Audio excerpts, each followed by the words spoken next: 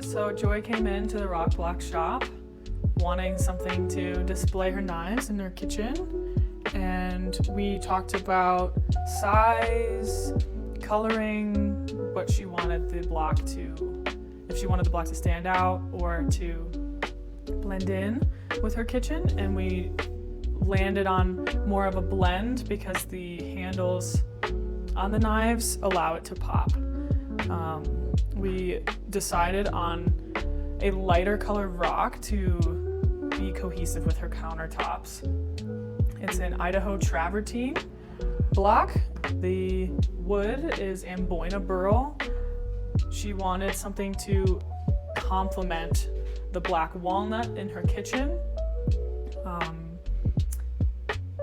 The piece is not, I wouldn't say super flashy. I'd say it is a delicate balance between curves and lines and color.